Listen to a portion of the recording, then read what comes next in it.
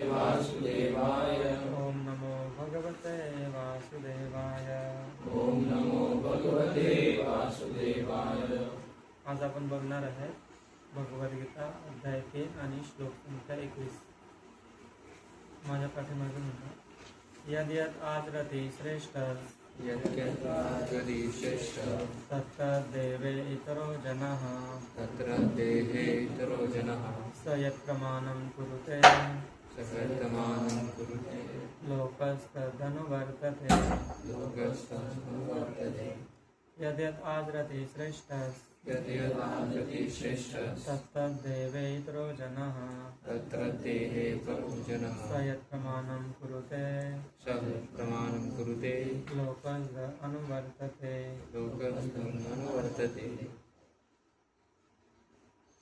आपण अनुवाद बघणार.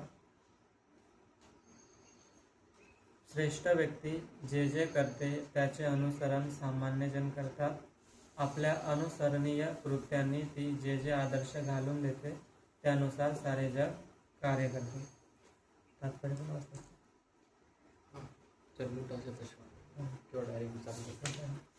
छोटं तात्पर्य बघणार आपण. सामान्य जनांना अशा नेत्याची नेहमी गरज असते जो व्यावहारिक आचरणाद्वारे लोकांना शिक्षित करू शकतो. जर एखादा नेता स्वतःच धूम्रपान करीत असेल तर तो लोकांना धूम्रपान बंद करा असे शिकवू शकत नाही. श्री चैतन्य महाप्रभूंनी सांगितले आहे की एखाद्या शिक्षकाने शिकविण्यास प्रारंभ करण्यापूर्वी योग्य वर्तन केले पाहिजे. जो या प्रकारे शिकवतो त्याला आचार्य किंवा आदर्श शिक्षक म्हटले जाते. म्हणून सामान्य लोकांना शिक्षित करण्यासाठी शिक्षकाने शास्त्रांच्या तत्वांचे पालन करणे अत्यावश्यक आहे. एखादा शिक्षक हा प्रमाणित शास्त्रांच्या तत्वाविरुद्ध कोणतेही नियम निर्माण करू शकत नाही. मनुसंहिता त्याचप्रमाणे इतर शास्त्रांना मानव समाजाने पालन करण्यायोग्य असे आदर्श ग्रंथ मानले जातात. म्हणून नेत्याची शिकवण ही अशा आदर्श शास्त्रांच्या सिद्धांतावर आधारित असली पाहिजे. जो स्वतः उन्नत होऊ इच्छितो त्याने महान आचार्यांनी अनुसरण केलेल्या आदर्श सिद्धांताचे पालन करणे अत्यावश्यक आहे. श्रीमद भागवतही निश्चितपणे सांगते की मनुष्याने महान भगवत भक्तांच्या पावलांचे अनुसरण करणे आवश्यक आहे आणि आध्यात्मिक साक्षात्काराच्या पथावरील प्रगतीचा हाच योग्य मार्ग आहे. राजा किंवा राजाचा कार्यकारी प्रमुख, प्रशासक, पिता आणि शालेय शिक्षक या सर्वांना सामान्य साध्या भोळ्या निष्पाप लोकांचे स्वाभाविक नेते मानण्यात येते. या सर्व स्वाभाविक नेत्यांवर त्यांच्यावर अवलंबून असणाऱ्या लोकांची मोठी जबाबदारी असते. यास्तव त्यांनी नैतिक आणि आध्यात्मिक संहिता असणाऱ्या सर्व आदर्श ग्रंथांमध्ये पारंगत असणे अत्यावश्यक आहे. ओम अज्ञानतिमिरान्धस्य ज्ञानाञ्जनशलाकया चक्षुरुन्मीलितं येन श्रीतस्मै श्रीगुरुवे नमः. श्रीचैतन्यमनोभीष्टं स्थापितं येन भूतले स्वयं रूपः कदा मह्यं ददाति स्वपदान्तिकं. वन्देऽहं श्रीगुरो श्रुतपदकमलं श्रीगुरुं वैष्णवांश्च. श्रीरूपं सागरजातं सहगणरघुनाथान्वितं तं सजीवं साद्वैतं सावधूतं परिजनसहितं कृष्णचैतन्यदेवं. श्रीराधाकृष्णपादां सहगणललिता श्रीविशाखान्वितांश्च. श्रीकृष्ण चैतन्य प्रभु नित्यानंद श्री अद्वैत गदाधर श्रीवासादि गौरभक्तवृंद. हरे कृष्णा कृष्णा कृष्णा हरे हरे, हरे राम राम राम हरे हरे. हरे कृष्णा. तर आपण बघणार आहे जो आजचा श्लोक आहे, यदेत आचरति श्रेष्ठस् तत्तत् एव इतरो जनः स यत् प्रमाणं कुरुते लोकस्तत् अनुवर्तते. आपण बघतो की जसजसे समाजामध्ये पण श्रेष्ठ लोक आचरण करतात तसं सामान्य जन पण आचरण करतात, आहे की नाही. तर आपण आता कोणाला आपण कोणाला बघतो आता? हां, लीडर्स. आपण आता फिल्म स्टार बघतो, ते कसं जीवन जगत आहेत तशा पद्धतीने आपण पण जगण्याचा प्रयत्न करतो. आणि बरेच सारे लीडर्स पण आहे, पॉलिटिशियन्स आहेत, त्याच्यानुसार आपण जीवन जगण्याचा प्रयत्न करतो. पण या श्लोकामध्ये सांगतात की आपल्याला श्रेष्ठ व्यक्तींचं आचरण केलं पाहिजे. श्रेष्ठ तर श्रेष्ठ कोणत्या दृष्टिकोनातून श्रेष्ठ पाहिजे ते आपल्याला बघावं लागेल. तर त्याच्या पहिले आपण बघणार आहे की एक जो मनुष्य आहे, आपण सगळे गीतामध्ये भगवंत सांगतात आपण कोण आहे? आत्मा आहे की नाही. आपण शरीर नाहीत, आत्मा आहेत. आणि आत्मा असल्यामुळे आपल्याला जो कोणता धर्म पालन करावा लागेल? आत्मधर्म पालन करावा लागेल. आणि आपण थोडक्यात बघणार की एक आत्मा या भौतिक संसारामध्ये का येतो. तर भगवद्गीतामध्ये म्हणजे सांगितलेलं आहे काय येतो, इच्छा द्वेष समुद्रेन द्वंद्व मोहेन भारता समूहम सर्वभूतानी सर्गे यांती परंतप. म्हणजे आपल्यामध्ये काय आहे, इच्छा आणि द्वेष.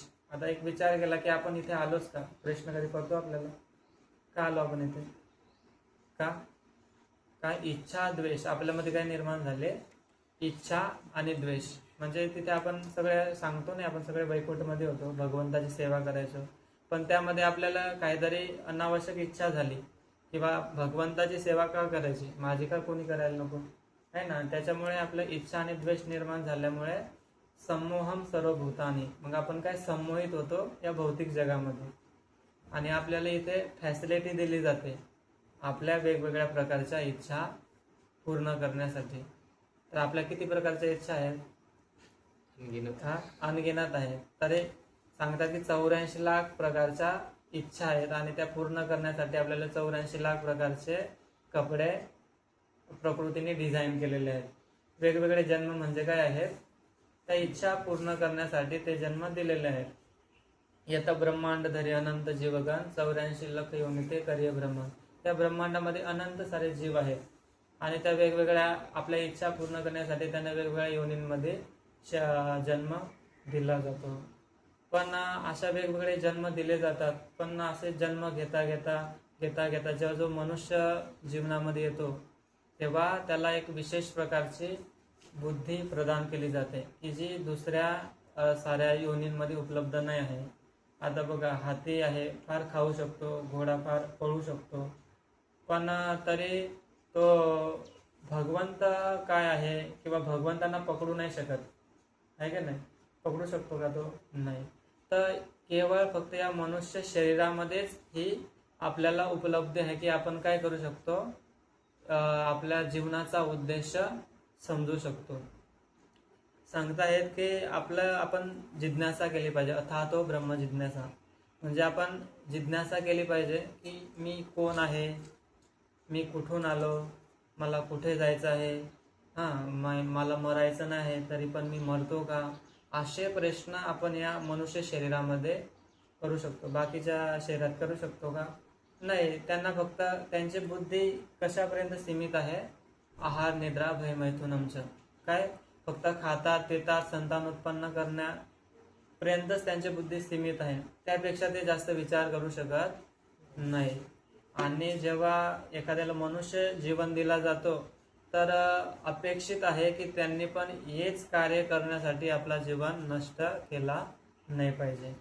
आणि म्हणून भगवंतांनी कशाची निर्मिती केली, शास्त्रांची. काय सांगतायत की अनादि बहिर्मुख जीव कृष्ण भुली गेला अतैव कृष्ण वेद पुराण करेला, की आपण अनादि काळापासून भगवंतांना विसरून गेलो आणि म्हणून भगवंतांनी काय केले, वेद आणि पुराणांची रचना केली. यामध्ये काय सांगितलं जातं की आपली आयडेंटिटी सांगितली जाते की मी कोण आहे, मी कुठून आलो आहे की नाही, मला दुःख का दिलं जात आहे, या सगळ्या प्रश्नांचे उत्तर आपल्याला या शास्त्रांमध्ये मिळत आहेत. तर म्हणून आपण जो कोणी मनुष्य जीवनामध्ये आलेला आहे तर एक अपेक्षित आहे की त्यांनी आता नुसतं आहार निद्रा भय मैथुनमचं जे ऍक्टिव्हिटी आहे, जे पशु पक्षी कुत्रे मांजरे पण करतात त्याच ऍक्टिव्हिटी आपल्या आता नाही पाहिजेत. तर काय सांगताय की धर्मे हितेशाम अधिको विशेषो. तर आपल्या या जीवनामध्ये आपण काय पालन करू शकतो, धर्म पालन करू शकतो. तर मग कोणता धर्म पालन करायचा आहे, धर्म पण वेगवेगळ्या प्रकारचे असतात ना. एक आपल्या शारीरिक लेवलचा धर्म आहे आणि एक आत्मा लेवलचा धर्म आहे. तर शारीरिक लेवलचं म्हणजे आपण मनुष्य आहे, कोणी स्त्री आहे, कोणी पुरुष आहे, तर त्या पद्धतीने त्यांना तो धर्म पालन करणं अपेक्षित आहे. आणि आपण सगळे कोण आहेत, आत्मा आहेत, तर एक आपल्याला आत्मिक धर्म पण पालन करणं अपेक्षित आहे. तर तो आत्मिक धर्म पालन करण्यासाठीच हे सगळे शास्त्र आहेत. बाकी शारीरिक लेवलने जे धर्म असतात ते आपण ऑटोमॅटिकली ते पालन होऊन जातात. आपण जीवन मिळालेलं आहे, आपल्याला भूक लागते तर आपण हातपाय हलवतो की नाही, कुठेतरी आपण पोट भरून घेत आहे. तर तो एक धर्म आपला ऑटोमॅटिक पालन होत आहे, पण दुसरा धर्म पालन करण्यासाठी आपल्याला काय एंडेवर करावा लागतो, म्हणजे प्रयत्न करावा लागतो. तर त्याच्यासाठी सांगितलेलं जात आहे की काय करायचा, कोणाची शरण घ्यायची, गुरुची शरणागती घ्यायची. आणि गुरु काय सांगतात आपल्याला, कर्म कसे करायचे. आपण सांगतो ना सगळ्यांना आपल्याला काय करावं लागतात, कर्म करावे लागतात. तर कर्म आपण गीतामध्ये सांगतात की कर्म म्हणजे काय हे पहिले समजून घ्या. कर्म पण वेगवेगळ्या प्रकारचे कर्म असतात. कोणी सांगू शकतो का किती प्रकारचे कर्म असतात? 3 प्रकारचे असतात. काय काय आहे? सकर्म कर्म नाही ते आहे, अजून 3 आहेत, म्हणजे सकर्म अकर्म आणि विकर्म. गीतामध्ये एक श्लोक आहे, कर्मण्य हेते बोधव्यम बोधव्यम च विकर्मणा अकर्मणा च बोधव्यम गहना कर्मणो गतिः. म्हणजे मनुष्य जीवनामध्ये सांगतात की तुम्ही या गोष्टीला जाणा, कारण की आपण कर्म केल्याशिवाय राहू शकत नाही. न जातो तिष्ठन कर्म कृत. काय सांगतात की आपण कर्म केल्या वाचून राहू शकत नाही, आपल्याला कर्म करावाच लागेल. तर कर्म 3 प्रकारचे आहेत म्हणून सांगतात, बोधव्यमचं विकर्मणा, विकर्म काय आहे, अकर्म काय आहे आणि कर्म काय आहे. हे आपल्याला 3 प्रकारचे कर्म समजावे लागतील.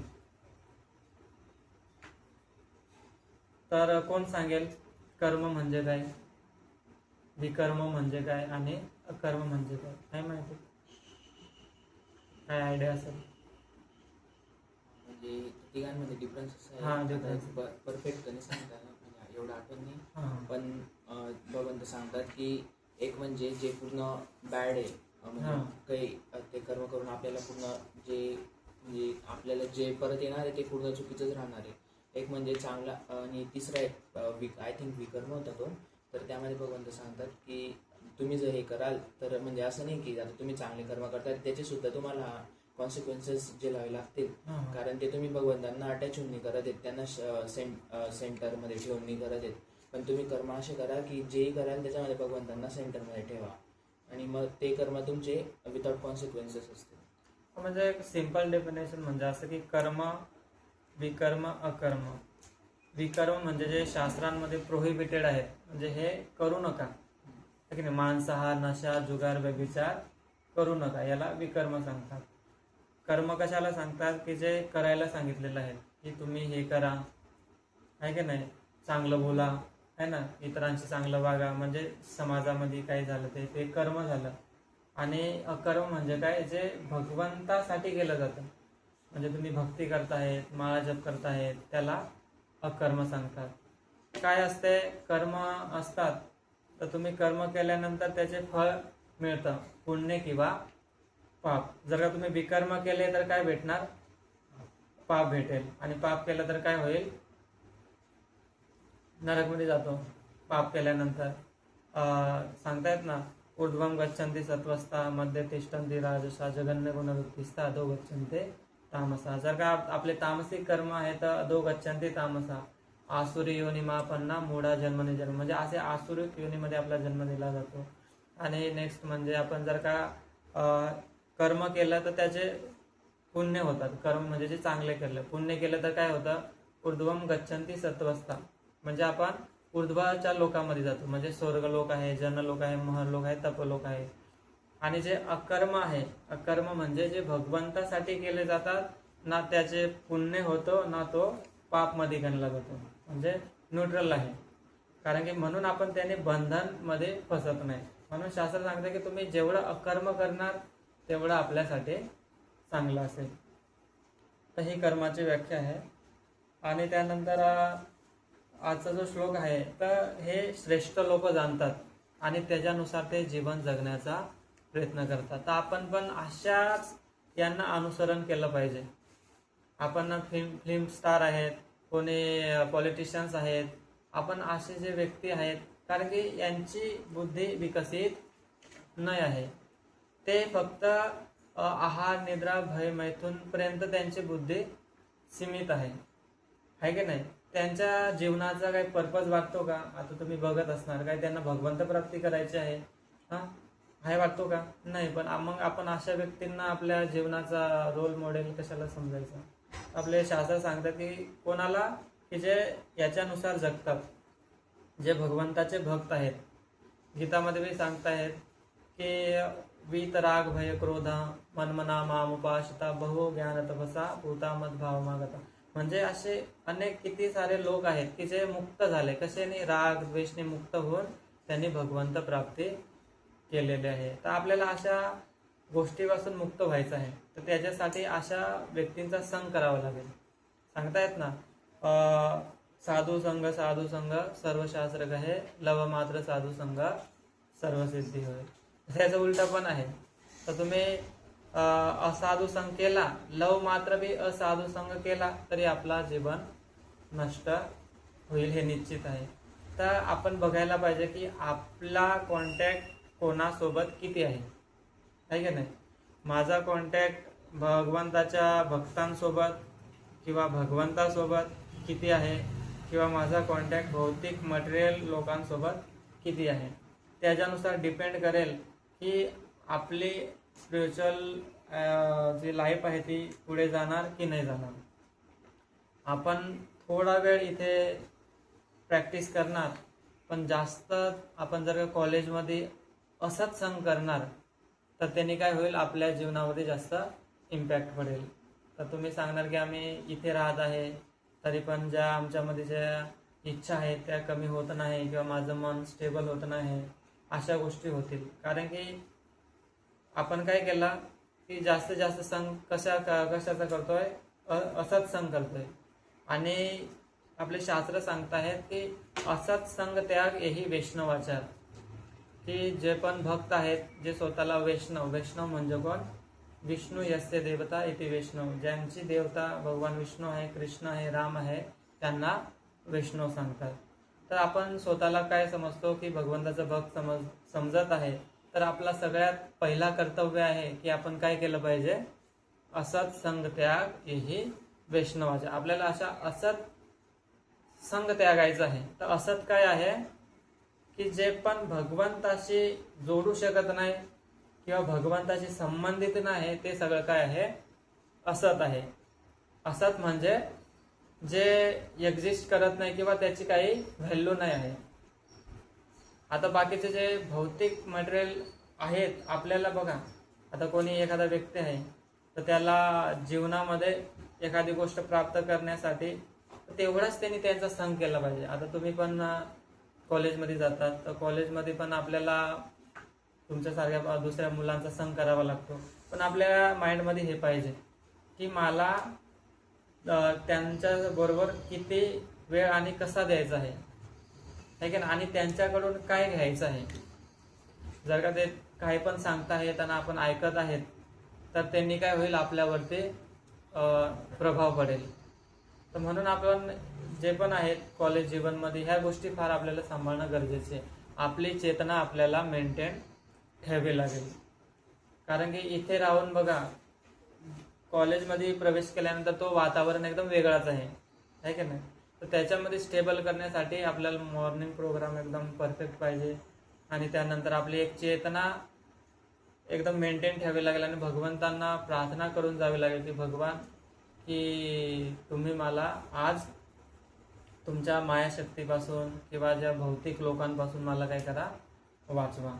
तर असं भगवंतांना प्रार्थना केल्यानंतर नक्कीच भगवंत आपल्याला मदत करतील.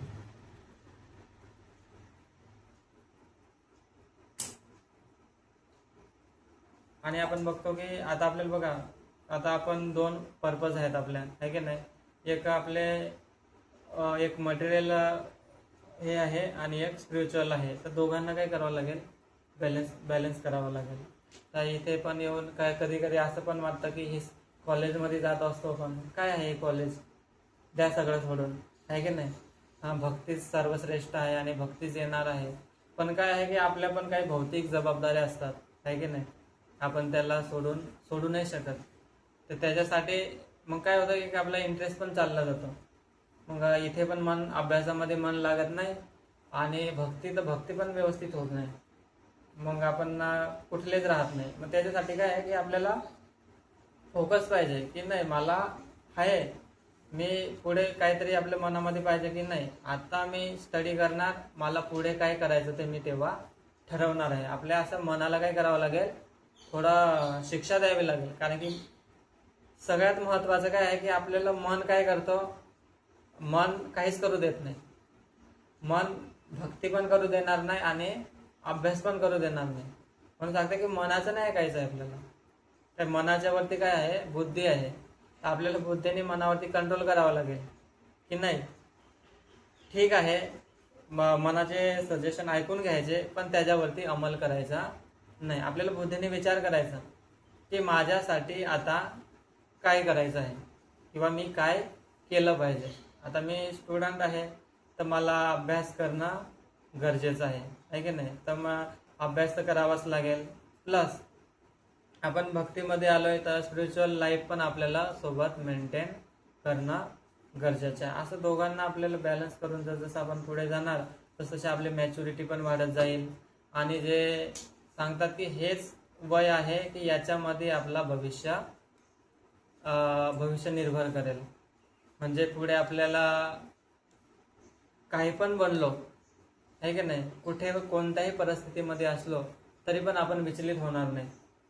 त्यावेळेस ती सिच्युएशन आपल्याला हँडल करता येईल. नाही तर बघा ना, काही मुलं पण असतात, थोडंफार जरी कॉलेजमध्ये त्यांना रँक कमी होऊन गेली किंवा काय झालं तरी ते एकदम चुकीचे पाऊल उचलतात. का? कारण की त्यांची जी बुद्धी आहे ते विकसित नाही आहे आणि ते चांगलं वाईट काय याच्यामध्ये ते डिस्टिंग्विश करू नाही शकत. तर त्याच्यासाठी म्हणजे ते हे करत असतात असं.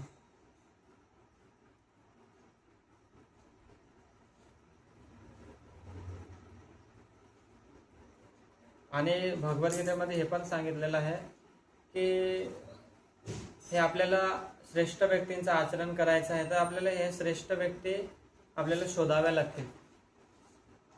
आता भक्त आहेत, कोणते भक्तांचं काय आहे की आपल्याला असं बघावं लागेल की कोणत्या भक्तांचं मी अनुकरण करायचं आहे. म्हणजे जसं ते करतात तसं नाही करायचं आहे, त्यांनी जे सांगितलेलं आहे ते करायचं आहे. म्हणून लोक काय करतात की जसं भगवंत करतात तसं करायला पाहतात. मग भगवान करे तो लीला, हम करे तो कॅरेक्टर दिला. म्हणजे काय, जसं भगवान करतात तसं करायला बघतात, पण आपल्याला असं नाही करायचं आहे. भगवंताने रासलीला करायच्या पहिले तर गोवर्धन उचलला आहे की नाही. किती किलोचा, म्हणजे किती 80 किलोमीटर लांब होता गोवर्धन पर्वत. आता कोणी सांगणार तुला रासलीला करायची आहे, पहिले तुला 50 किलोचा दगड उचलून दाखव आहे की नाही, मग पाहाव बरं. किंवा खाली यावरती डान्स करून दाखव, किंवा एक रूम मध्ये आम्ही तुला सोडतो फक्त एक साप सोडून देतो आहे की नाही. तर भगवंताचे जे पण लीला आहेत त्याला अनुकरण करायचं नाही, अनुसरण करायचंय. म्हणजे भगवंतांनी आपल्याला मी जसं केलं तसं करण्यासाठी सांगितलेलं नाही, ते मी करू शकतो. का? कारण की जन्म कर्माचं मी दिव्य, माझे जन्म आणि कर्म काय आहेत, दिव्य आहेत. आणि जो कोणी जाणतो तो काय होतो, तो मुक्त होऊन जातो. तर तसं आपल्याला भगवंताचं अनुसरण नाही करायचं. आणि भगवंत आपल्यासारखे नाही आहेत. गीतामध्ये भगवान काय सांगतात, नमाम कर्माने लिंपंती नम कर्म फलेस्पृहा. भगवंत कोणत्याच कर्मामध्ये बांधले जात नाही आणि भगवंतांना काहीच करण्याची गरज नाही आहे. पण तरी भगवंत काय सांगतात, तरी पण मी करतो. याच्या पुढच्या श्लोकामध्ये सांगितलेलं आहे, नमे पार्थास्ति कर्तव्यम त्रिषु लोकेषु किंचन. हे पार्थ, या तिन्ही लोकांमध्ये माझ्यासाठी कोणतेही नियत कर्म नाही. मला कशाची उणीव नाही, तसेच मला काही प्राप्त करावयाची आवश्यकता नाही. आणि तरी सुद्धा मी नियत कर्माचे आचरण करतो. म्हणजे भगवंतांना कसलीच गरज नाही आहे ना कर्म करण्याची, पण तरी कारण की भगवान कोण आहे, श्रेष्ठ आहेत आपल्या सगळ्यांमध्ये. आणि म्हणून भगवंत सांगतायत, जर का मी चुकीचे आचरण केले तर लोक काय करतील, माझा अनुकरण करतील आणि ते एक बॅड एक्झाम्पल समाजामध्ये क्रिएट होईल. म्हणून भगवंत इथे येतात तरी पण ते शास्त्रांच्या बाहेर जात नाही. असं तर त्यांना हे विधिविधानांची काहीच आवश्यकता नाही आहे. आता राम भगवंत आले तर त्यांनी एक आदर्श राजाचं उदाहरण प्रस्तुत केलं. भगवंत पण आले, भगवंतांनी पण एक आदर्श उदाहरण प्रस्तुत केला. जेव्हा राजसूय होता तेव्हा युधिष्ठिर महाराजांनी भगवंतांना काय सेवा दिली होती? जे पण राजसूयकामध्ये येतात त्यांचे काय चरण धुवण्याची सेवा दिली होती. म्हणजे भगवंत सगळे अखिल ब्रह्मांड नायक आहेत, आहे की नाही? सगळं काही भगवंतांनी निर्माण केलेलं आहे, पण तरी भगवंत काय आहेत? एवढे विनम्र आहेत. म्हणजे भगवंत जे पण येत आहेत, गेस्ट येत आहेत, त्यांचे काय धुत आहेत? पाय धुत आहेत, चरण धुत आहेत. बघा, तर भगवंत असे आहेत. तर आपल्याला पण काय करावं लागेल? आणि आपण कोण आहेत? आपण कोणी वेगळे आहेत का? ममे वांश जीव लोके जीव भूता सनातन. आपण कोण आहे? भगवंताचे अंशच आहेत ना. आणि जे पण गुण भगवंतामध्ये आहेत तेच गुण आपल्यामध्ये आहेत. पण आता सध्या काय झालेलं आहे? ते गुण झाकले गेलेले आहेत, आहे का नाही? म्हणून सांगताय की नित्य सिद्ध कृष्ण प्रेम साध्य कबुना होय श्रवणादी शुद्ध चित्ते करिय उदय. म्हणजे आपल्यामध्ये भगवंताविषयी प्रेम आहे, पण काय आहे? श्रवणादी शुद्ध चित्ते करिय उदय. आता ते झाकले गेलेलं आहे. जसं की बघा, आपण एक टर्म शिकले असेल, डॉर्मन्सी. माहित आहे ना? डॉर्मन्सी पिरियड असतो. एका बटाटा असतो, बटाटा जमिनीमध्ये टाकला तर त्याला जर का फेवरेबल क्लायमॅटिक कंडिशन भेटत नाही तोपर्यंत तो जर्मिनेट नाही होत. त्या पद्धतीने आहे आपल्यामध्ये भगवंताविषयी प्रेम आहे, पण जोपर्यंत हवा लागत नाही भगवंताच्या भक्तांची, भगवंताच्या कथाची, तोपर्यंत ती भक्ती जागृत होत नाही. म्हणजे श्रवणादी शुद्ध चित्ते करिय उदय, तेव्हा आपल्यामध्ये ती भक्ती निर्माण होते. असं तर अशी आपल्याला भक्ती पण डेव्हलप करायची आहे. आपल्यामध्ये ते गुण पण आणायचे आहेत, आणि ते गुण आणल्यानंतरच आपलं मन स्टेबल राहणार आहे. यस्यास्ति भगवती भगवती अकिंचना सर्व गुण समासते सुरा. म्हणजे जे भगवंताचे जे भक्त आहेत त्यांच्यामध्ये सगळे गुण असतात की जे गुण भगवंतामध्ये आहेत, आणि जे भगवंताचे भक्त नाही आहेत त्यांच्यामध्ये काहीच गुण नसतात. आता भगवंत एवढे विनम्र आहेत, तर त्यांच्या विनम्रताचे उदाहरण आपण बघितलं. आणि भगवंत अखिल ब्रह्मांडांचे नायक असून सुद्धा काय करतात? भक्तांची सेवा करत आहेत. आता एक बघा, अर्जुन आहे, अर्जुनाचे ते काय बनले? सारथी बनले. आणि सारथी बनणं एवढं सोपं नाही आहे, कारण की जेव्हा युद्ध होत असतो ना तेव्हा आपण असं सांगू शकत नाही की डावीकडे ने किंवा उजवीकडे ने. तेव्हा काय असतं की ते पायाने त्यांना डायरेक्शन सांगावी लागते की इकडं न्यायचं आहे, इकडं न्यायचं आहे, की कुठं थांबवायचं आहे, काय आहे. तर बघा, म्हणजे भक्तासाठी भगवंत काही करायला तयार आहेत, काही पण करायला तयार आहेत. आणि आपण काहीच करायला तयार नाही. सकाळी उठून आपण माळा, भगवंतासाठी माळा जप करण्यासाठी कशाला माळा ठेवल्या प्रभूजींनी? माळा बंद केल्या तर फार चांगलं झालं असतं. आपल्याला असं वाटतं कशाला मंगला आरती केली? मंगला आरती आणि माळा जप सोडून भक्ती किती चांगली झाली असती, असं वाटतं की नाही? ह्या दोन गोष्टी नसत्या राहिल्या तर एकदम भक्ती चांगली झाली आपल्याला असं वाटतं. म्हणजे काय आहे की भगवंत आपल्यासाठी एवढं करतात, आपल्या इच्छा पूर्ण करण्यासाठी त्यांनी शरीर दिला, ही सृष्टी निर्मिती केली. आता एक विचार करा, भौतिक जगामध्ये जेल असते, जेल बनवण्याची सरकारची इच्छा असते का? नाही इच्छा असत. पण काय आहे की काही लोक गुन्हा करतात म्हणून जेल बळजबरी बनवावी लागते असे. आणि जेलमध्ये सगळ्या पण सुख सुविधा आहेत, ते सगळे कोण गव्हर्नमेंटच देतं की नाही? तर याच पद्धतीने या भौतिक संसारामध्ये आपण कोण आहेत? कैदींसारखेच आहेत. आणि आपल्याला हे भौतिक संसार जेल आहे, आणि तरी भगवंताने या सगळ्या सुविधा आपल्याला दिलेल्या आहेत. म्हणजे भगवंत किती दयाळू आहेत. तर अशी भगवंताची जी स्थिती बघून आपण पण त्यांच्यासाठी थोडं काही केलं पाहिजे. हरे कृष्ण. आता काही प्रश्न असेल तर विचारू शकतो, काय? तर मी विचारतो. आता आपण बघितलं